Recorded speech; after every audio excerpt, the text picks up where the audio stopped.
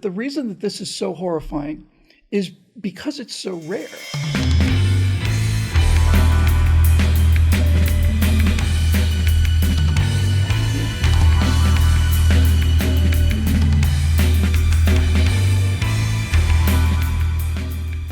Hi, everybody. Welcome to the Virtue Signal. I'm Bill Whittle with my friend Alfonso Rachel.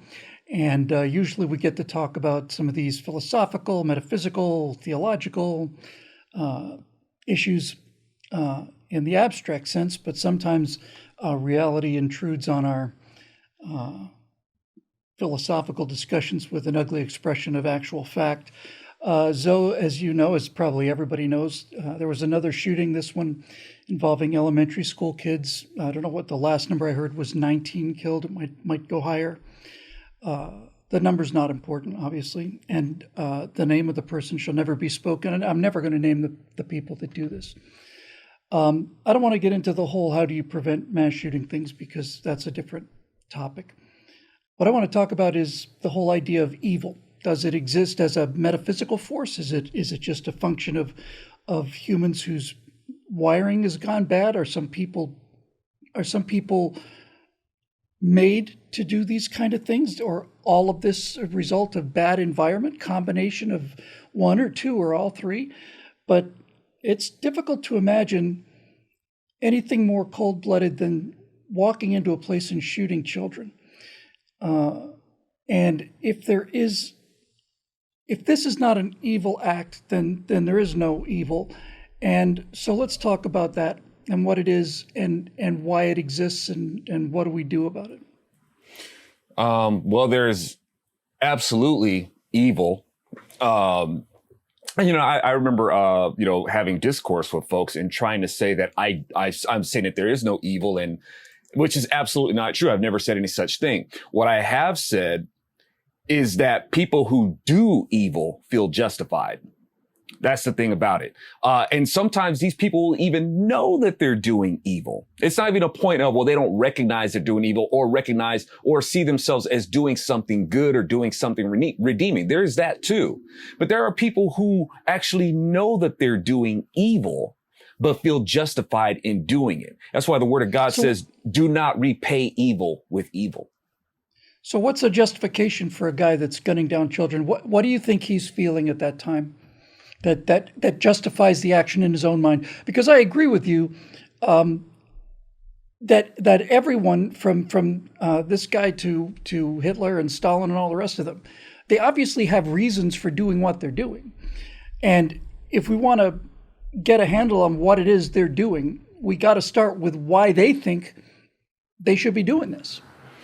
Well, this right here, I mean, once again, this isn't anything new. This is the same kind of spirit and the same kind of mindset that looks for that sees the justification in taking a newborn baby and passing it through the fire of Moloch. And this is something that the Lord absolutely detests. And he says over and over again, do not make your children pass through the fire of Moloch. I will bring judgment against you if you pass your children through the fires of Moloch. It's the same spirit. So now we're asking, what is the psychology of this? And once again, we're talking about the study of the soul, a metaphysical attribute that can't be measured. So we're trying to find, this formula. What's formulaic of this? What brings this kind of, is it because of lack of fathers? This is what's going on in culture.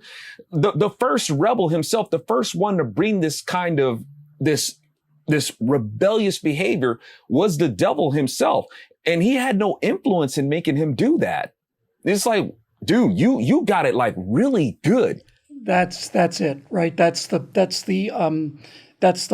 primal motive. That's the willed intent. Mm-hmm.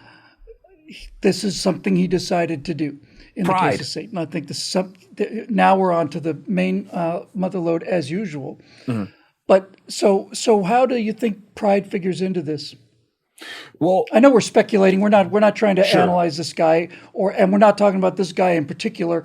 But this is about as evil an act as I've seen with my own eyes. Indeed. And my own eyes have been pretty well shielded from real evil because there's an awful lot of this kind of thing going on all the time. That's what's so miraculous about living in the society. But what is this thing that we call evil? Well, And before I say anything more, as because we don't want it to be like, we're just, talking about this because this is the topic of the day. I really pray for the Lord's peace and truth, resolve, Of and, course. to these families, and his restoration for their lives, Of course. and who this is directly affected. The Lord said, I find iniquity in you. And the iniquity that he found was pride. Pride and insecurity are two sides of the same coin. And we're a culture that is made to be so insecure, but at the same time made to be so prideful. We're constantly told that we're victims and we're owed and justice is due and you're entitled to justice. And these people, the powers that be, and they control everything. And there's a reason why the word of God says the devil is the prince and the power of the air. And we have transmissions floating over the airways constantly in these minions, these priests in his service. This priesthood hasn't stopped. This priesthood has been going on for thousands of years, people doing the service of the devil.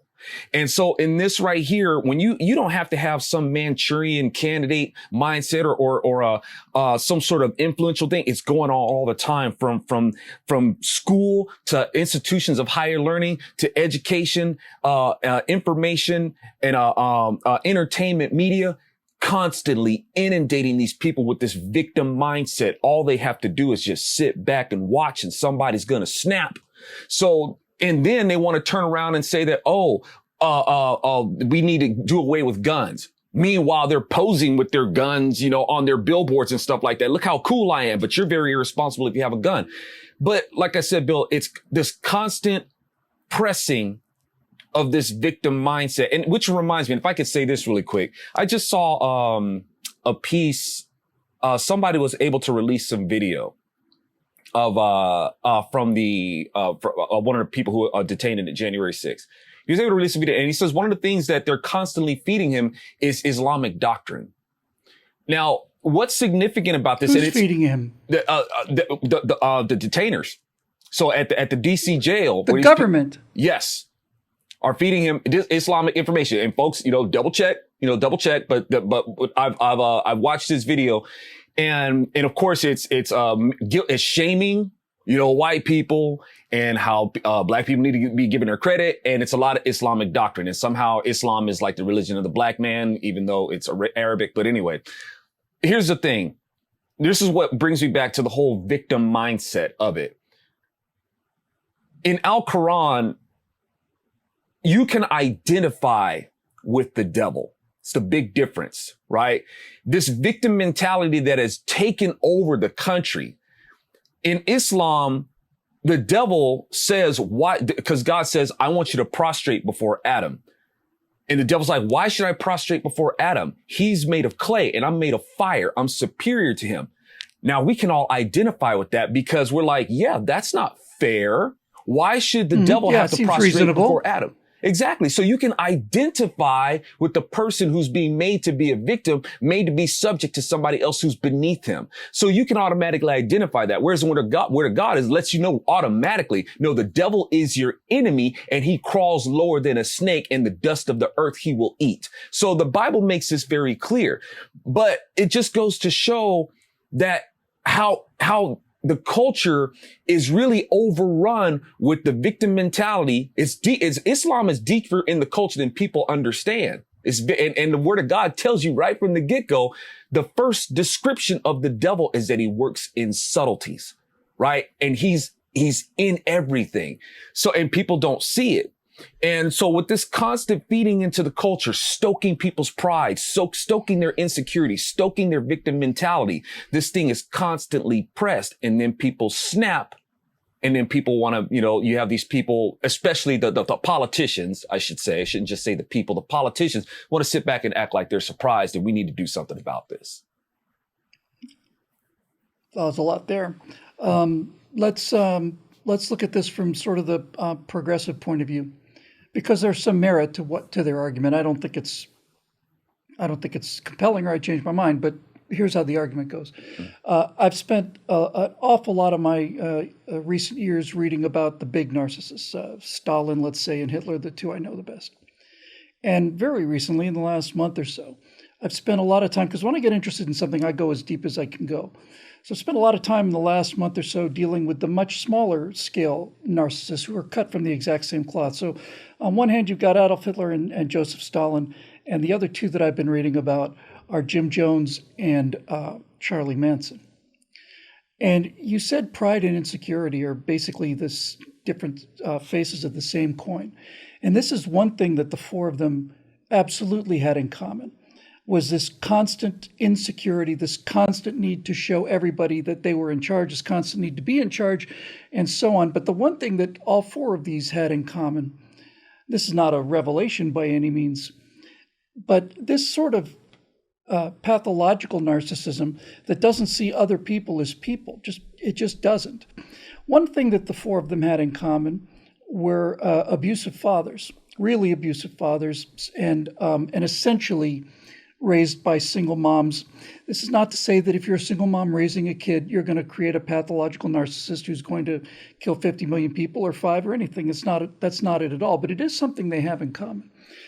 And whatever they missed growing up led these four monsters into a situation where their need for affirmation, their need for adulation, their need for control over other people's lives, all of it came from this fundamental insecurity that they all had as failures. They knew they were losers. On some fundamental level, they knew they were losers, or at least that there was something wrong with them. And so they basically dedicated their lives to gathering as many followers as they could, and they all followed kind of the same arc, where there's a period where they're kind of basking in the glory as this is really kind of starting to work out, got all these followers.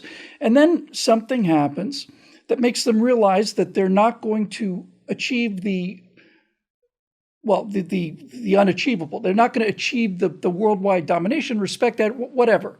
And then when they go down, they pull everything with them, because this is all about them. And that's the exact same pattern for all four of these people that I named, Hitler, Stalin, Jim Jones, and Manson. And so you can see the pride in all of it. You can see you can see in all of these cases, and I'm sure in most others, you can see the on-earth causes. These guys had really crummy childhoods. But a lot of people had crummy childhoods. And the place that I get off the bus with this whole sociological argument, it's not their fault. They essentially had no choice. They were created this way by their parenting and social background, blah, blah, blah, blah, blah. All of this makes sense. All of it is clearly part of the process. But where I get off of that train is when it comes to the actual moment, right? When you hear stories of these mass murderers and you hear all these talks about, they didn't have, puppies and stuff, that's the standard cliche, right? But you hear that they lived horrific in some cases, but it always comes down to the actual moment. And when it's time to pull the trigger and people are begging for their lives, they just do it. And that's where I don't want to say that's where I draw the line. That's obviously where everything is. That's where the line is drawn for everyone. But the ability to endure watching somebody beg for their life and then essentially laughing as you snuff them out for your own personal gratification, whatever the case may be. Maybe this guy in Texas wanted to be famous. I don't know, and I don't care. It's not the first guy. It won't be the last. And I've dealt before with the social factors that lead to these kind of things. So I'm not interested in that right this second. What I'm interested in is there comes a moment when that action is actually taken, it's either in the case of Jim Jones or Manson, all four of them, orders are given for people to die. And that is done for reasons of pride and insecurity. And this act is so unnatural and so reprehensible. I mean, where do you start with adjectives for these things? For any one of these four guys, plus this guy in Texas, plus all the rest of them. It is so unnatural. It is so abhorrent. Frankly, I'll just be honest with you. It seems to be behaviorally impossible to me to pull a trigger on somebody like that. It just seems I just can't. I can't wrap my head around it. So to say that these people are monsters or inhuman is absolutely precisely correct. There's no question that these people are not human beings in the way that we understand the term. And you can look at the gradients of narcissism, from the top with the people are determined to go out and get all the power they can and then kill everybody as they're on their way down to people who are, movie stars or whatever and throw their, coffee against the wall because they got the soy milk instead of the almond milk that they asked for. But it's all the same dynamic, just in various degrees. It's a fundamental insecurity, a fundamental hole, a fundamental realization that there's something wrong with them that they compensate for with megalomania. And in previous, I don't know anything about this shooter in Texas, but in virtually all of the other cases that I've looked at, that megalomania comes down to something along the lines of, the world has treated me badly and now I'm going to get my revenge. And then everybody will know that it was me that they treated badly, you see? Mm-hmm. That's the dynamic, I think. Indeed, and we get that justification that we were talking about. And even if they do register that it was evil, it's overridden by the fact, but in their mind, the fact in their mind that they are justified to do so.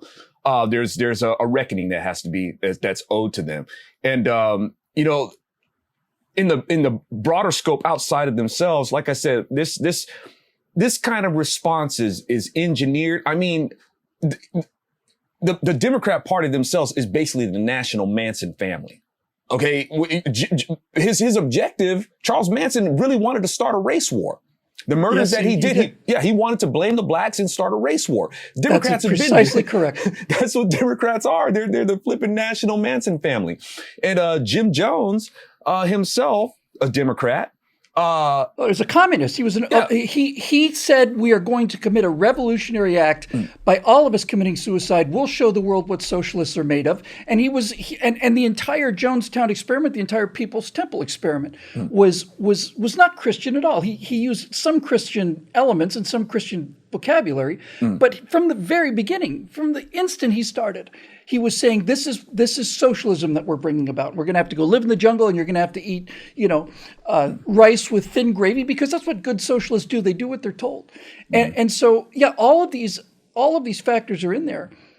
But what is it that pushes somebody to the point where they can actually cross the line from throwing their coffee against the wall into, having triggers being pulled? By the way, one of the interesting thing about the four people I mentioned is that none of them ever pulled the trigger themselves because they were essentially cowards on top of it. But what is it what's missing? This is what fascinates me and appalls me and sickens me, and at the same time fascinates me because I want to understand this so that we can do whatever we can do to prevent it. And to be perfectly honest with you, I don't think it's preventable. I just think that when you have 330 million people, there's no manufacturing in the world that doesn't have zero defects, and this is a human defect. But what is it that's missing? Because that's what I think it is. See, I think a lot of people say something came into their lives and pushed them over the line to do this. And I think it's the exact opposite. I think there's something missing from them. There's some critical piece of humanity that we all share that they didn't get for whatever reason. And that all of the actions that occur downstream of that are the result of it. And that, using the examples of the four guys I mentioned, and I'm sure with these other cases, that it manifested itself very early. That all four of these people, Hitler, Stalin, Jones, and Manson, were known to be weird kids, domineering, isolated, violent. It wasn't like something in them just snapped. They were, I don't want to say they were built this way, but whatever that ingredient is that inhibits us from doing these horrendous things, they didn't get it. And let's clarify also with Jim Jones, who, like you said, used some Christian trappings, just like, hey, the KKK did. They weren't Christians at all. And so did Charlie Manson. Yeah, he did yeah. the same thing too. Yeah, they were pagans actually. But even Jim Jones, he goes in, as far as I know, he takes the Bible and says, you don't need, he throws it, behind him and says, you don't need this anymore. He stomped on it on the ground several times in his sermons. Yeah. And anybody who's there who think that they're a follower of Jesus should be like, yeah, red flag right there. I'm leaving. And also, when you got the Democrats trying to say that we Republicans drank the Kool-Aid, it's like, no, that was you Democrats. He was a Democrat, and it wasn't Kool-Aid. It was Flavor Aid. It's Flavor Aid. Don't give Kool-Aid a bad rep. No, it must suck being Kool-Aid, because that's just, it must suck being Flavor Aid too, but right? It's like you drank the Flavor Aid. Yeah, it was Flavor Aid. It was cheaper. And socialists, take all their money and give it to Jim Jones. That's right. So now, okay, so trying to get down to the nitty gritty of the core of where this comes from, I think a big thing that people are saying today is this need for fathers. Where were the fathers? Where were the fathers? And I repeat, it's not about the fatherhood. People can go up and knock up some women and be a father, somebody's baby daddy. That's anybody can do that. Now we got it to where we can just call them birthing persons or whichever. There's no real distinction there.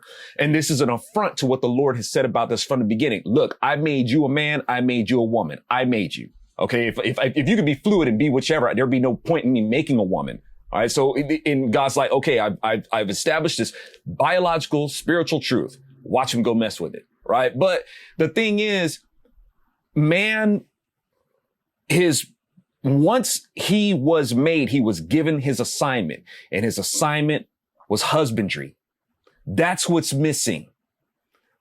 We're being told that it's fathers and husbands. It's not the lack of fathers, it's the lack of husbands. And when you're a husband, you set the example you are the priest of your household.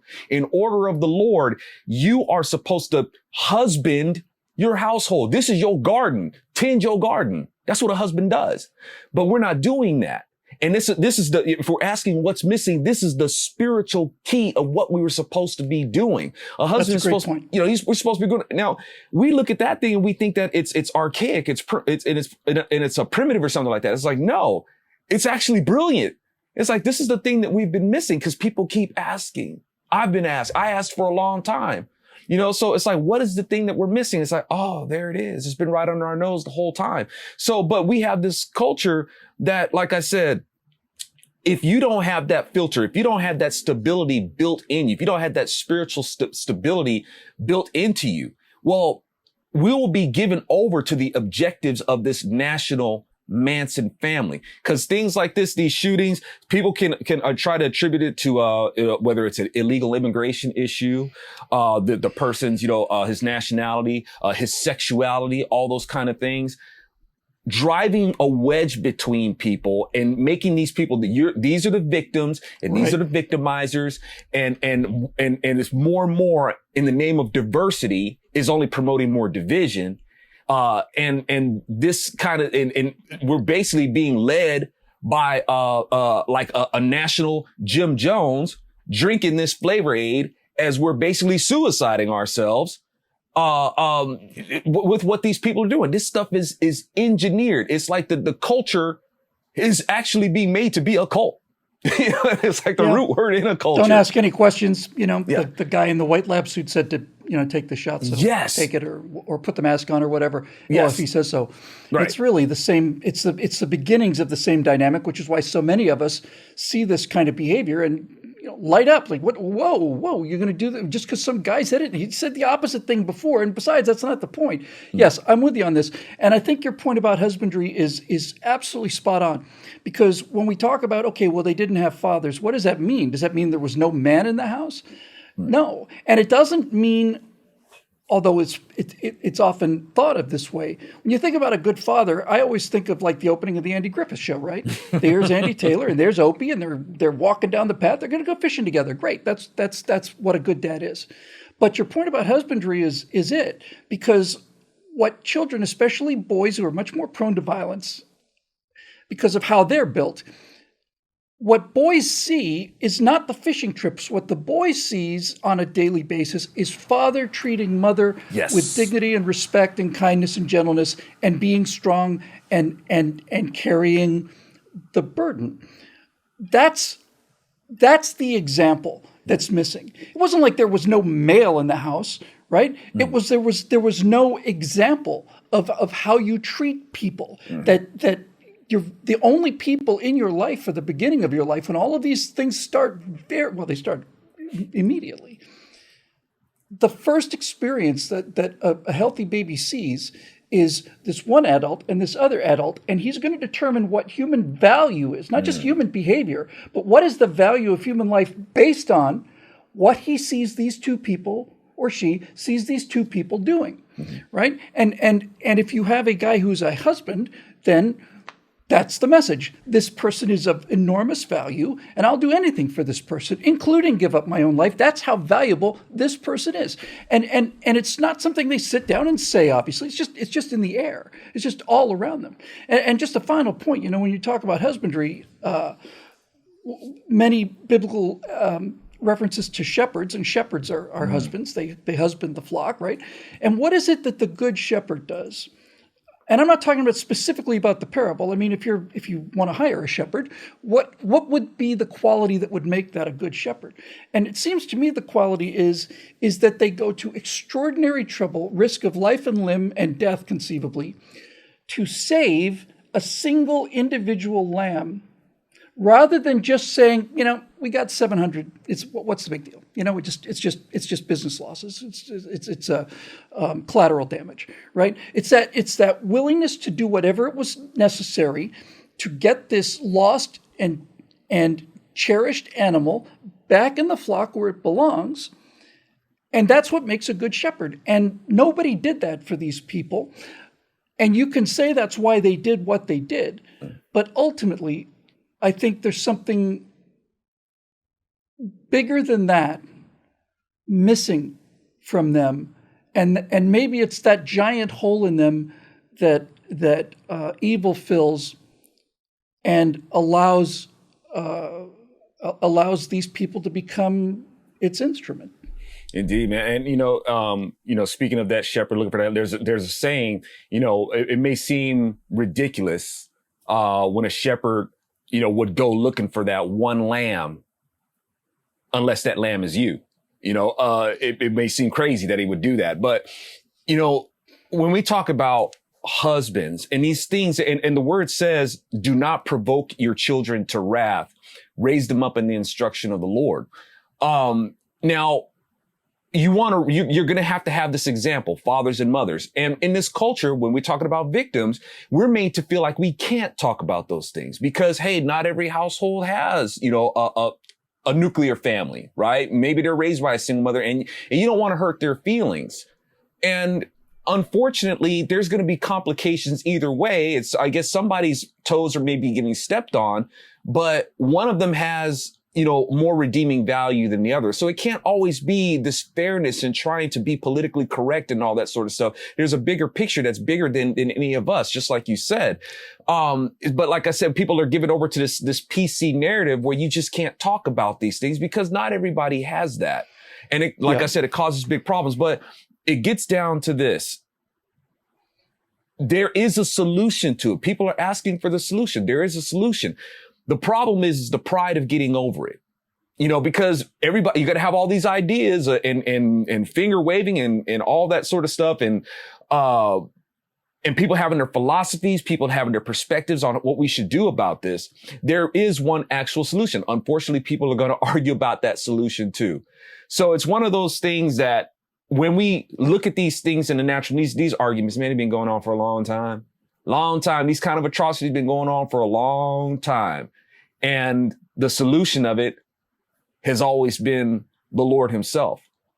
But, and he outlines like, listen, you do this, this is going to happen. And every time people do this, then this is what happens. And the Lord's like, you guys might want to knock that off. But I'm going to let you do you. I'll just go ahead and do it. And when things get really bad, then you'll call on me. I'll come and bring you salvation. And then you'll go and you'll do it again. And at this point in time, this is man, this is now more than ever. This is a time where y'all should absolutely know better. You should know better now, but you're still doing it. And like I said, I don't want it to sound like, this admonishment of what's going on in the culture. I mean, what's going on is heartbreaking as it is, but we're asking, how much heartache do we have to endure? How much more of this are we going to keep doing? And is it going to get any better? And what it takes, if we're really serious about it, is got to do that in email, start praying to the Lord according to who he says he is. Let me just add something. And again, given a situation, as just appalling as this, you just have to be crystal clear about what it is you're trying to say, because sometimes people hear things that you're not saying. Not only am I not trying to mitigate this by what I'm about to say, I am, and on the contrary, but we find that the reason that this is so horrifying is because it's so rare. In primitive societies, contrary to what progressives have been telling everybody, primitive societies are at war all the time, and the death rate, the homicide rate, is far, far, far, far higher than it is in this society. I'm only saying this because there's going to be, once again, we are just, what a horrible, sick society we are. And there are definitely influences that we need to address, because these things like this are manifestations of social policies and programs. So I'm not denying any of that at all. I'm just saying only that don't lose the perspective of what a miraculous existence we lead, in terms of what human misery has been, and the idea that we have a right to live on planet Earth with no atrocities or illnesses or anything like that is something that I've come to grips with, and I find it makes my life much, much more comfortable. No one guarantees me, I don't have a written receipt that I'm not going to get sick, or I'm not going to die of some disease, or I'm not going to get shot by some lunatic, or I'm not going to fall down a hole. There's no guarantees.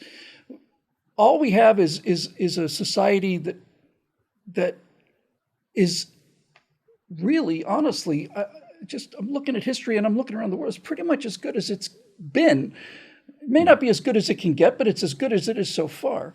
And it probably doesn't hurt to remember this on Memorial Day, that the reason that these outbreaks of violence and murder are so shocking and appalling and horrific to us and hurt us so deeply is precisely because we don't see them every day.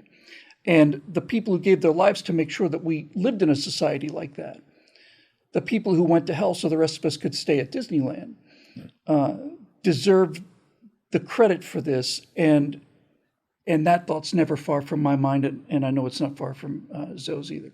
That'll do it for this edition of The Virtue Signal. It's made possible by the members at BillWhittle.com. We're very grateful to all of you for your support, and we'll see you next time right here on The Virtue Signal.